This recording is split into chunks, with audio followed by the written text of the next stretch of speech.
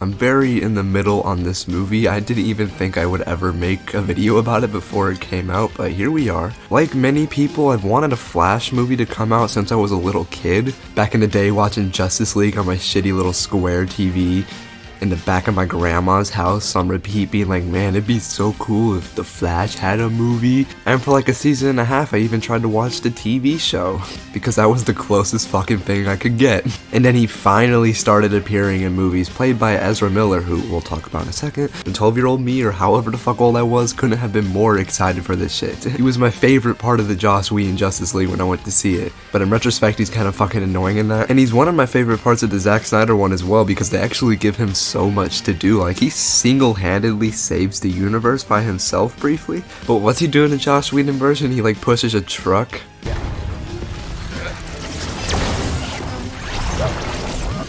Sick, man. But then this movie was announced and I didn't really feel excited. I felt kinda confused. I was like, this is the first Flash movie we're ever getting and it's already gonna be a Flashpoint story? And I'm still a little confused by that. I don't know why we haven't gotten like a real Flash movie yet that just establishes who this character is, Barry or Wally or whoever the fuck they want to do, man. This doesn't really feel like a movie that can be focused on this character if there's so many other people in it, but then again, I could be wrong. I mean, 2 years ago, No Way Home came out. Spider-Man No Way Home, man.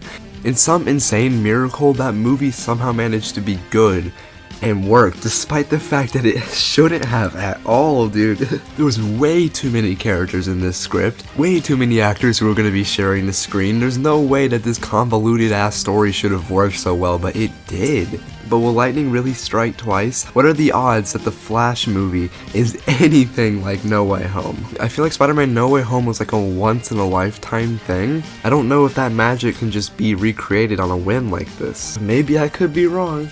Maybe. This new trailer shows a lot of nostalgia baity things, like, I'm really excited to see Michael Keaton's Batman, obviously. It is no secret that I love him with all my fucking heart. I'm Batman.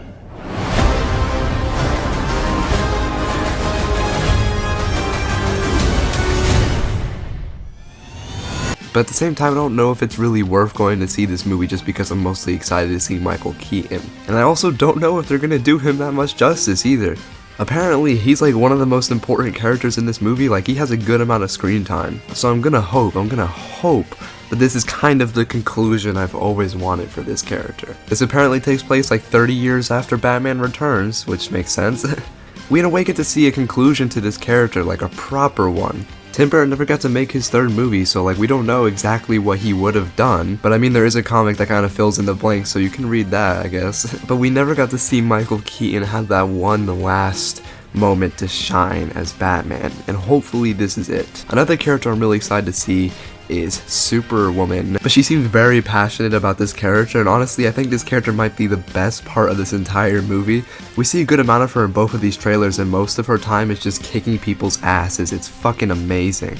I've been working on a Superman video right now where I review every single one of his movies that came out in theaters, and I've been reading a lot of comics too recently that I've been picking up, and it's safe to say that I've become like a major Superman fan in like the last month alone, dude. So I am very excited to see this character here. Another character I'm pretty excited to see is Michael Shannon returning as Zod. I didn't think it was a little soon to bring him back, but then again, I guess it has been a whole decade at this point, which is weird to think about. It does seem like he's going to be the main villain in this movie, and I wonder how they're going to handle that. I really hope it's not just like a retread of the same character we saw a decade ago, and they're actually willing to do something new and exciting with him. But I guess we'll just have to wait and see.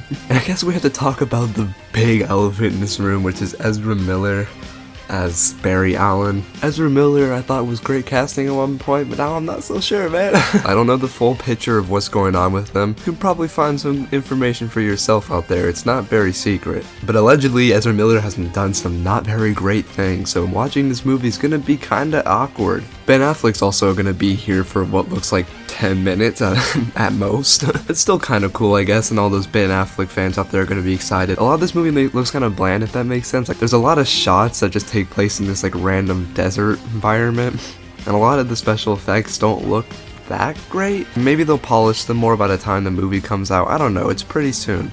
But yeah, I don't really know what else to say about this thing. really mixed, man. I'm probably gonna go see it, and I'll probably enjoy it at least a little bit. If this movie sucks, then the first Flash movie ever made will have sucked, and that is kind of fucking sad, honestly.